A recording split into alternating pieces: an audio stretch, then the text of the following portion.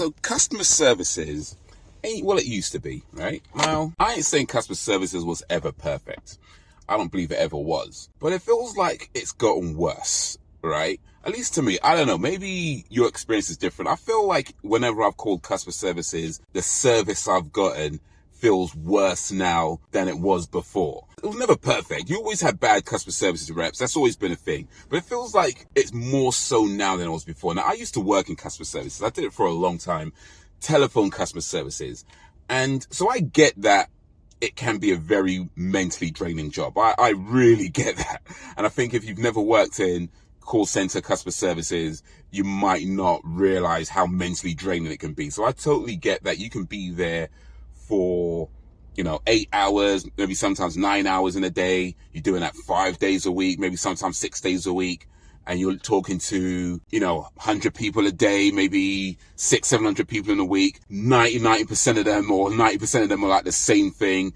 I get it. It's a very mentally draining job. So I totally get that not every single person you speak to is going to get the best service from you. And that's just kind of an unfortunate thing of it. That being said, it does feel to me like almost every time I've called customer services in the last maybe like 2-3 years, I've just gotten a bad service, And I try not to be that guy who just shouts at people on the phone. Like I said, I've worked in customer services, so I know the person I'm speaking to isn't a person who caused the issue that I'm having. I get that. So I do try to be patient with people. But it feels like it's getting to a point where I'm like, I have to shout at people? Like, is that what I have to do? Do you want me to swear at you? Do you want me to call you all kinds of names? Because I don't want to do that. I don't want to do that. But is that what you want me to do? Just to try and get things done? Because it just feels to me like people don't want to take responsibility anymore, right? It feels like these days you call up and it's like, oh yeah, it's because of this and they're going to get someone to call you back and then you don't get a call back, or, oh, I have to pass it on to these people. This department, there's that department. And so you're getting passed around and passed around and passed around. And again, I know this has happened in the past. It's nothing new, but it just feels like it happens, at least in my experience, it feels like it's happening more now than when I've called customer services in the past. So I felt like I've gotten, for the most part, a decent service before. Now it just feels like in the last at least like 3-4 years, maybe say between the 2 to 4 years. It's like I'm writing the dates down. But so in the last 2 to 4 years, give or take, it just feels to me like more often than not, when I've called somebody, I'm getting passed around a lot. People don't take responsibility. I'm getting promised callbacks that I never get. And it just feels like people are just so uninfused. And I get it. I've done the job. But at the same time, let's recognize that although you've heard something 1,000 times already, in the last, week, you've heard it like 700 plus times, when you're dealing with somebody, it's new to them. It might be old to you because you've done it a million times or whatever, but to them, it's new. And because of that, you try to talk to people and in ways where it's like you're not just talking down on them, or you're not just acting like, oh, it's just again, you know what I mean? And it just feels like more so now than before when I'm calling customer services, it feels like the person speaking on the phone is just very much like, oh, that kind of thing. It's like, look, I get it. I've done this job. I know how mentally draining it could be, but come on, come on. But here's the thing, and this is kind of what I really want to get at with this video, is that I feel like the problem is that nobody should be working customer services full-time. Certainly not call center customer services. I don't believe that should be a full-time job. Like, at max, you should be doing 5 hours in a day. At max. Ideally, maybe between 3 or 4 hours. But max 5 hours in a day. And maybe no more than 4 days in a week. Because I feel like it's a type of job that is so mentally draining that you can very easily get to that point where you're just not providing a good service anymore. And it gets harder and harder to keep providing a good service. And once you've gotten to that point, it's pretty much over. Because if you can't provide a good service, your business falls. Customer services is, I want to say it's the most, I don't know, well, maybe it is. It depends how you want to define most important. But certainly it's up there with the most important aspects of any business, because if you cannot provide a good service, people go elsewhere, right? If you cannot make people feel like they're valued, or that their business is appreciated, or what they're doing is appreciated, or them as a customer is appreciated, people just go elsewhere. And a lot of times, you're not the only business that provides that particular service. So there's plenty of choices. There may even be people that do it cheaper than you. So providing a good customer services is super important.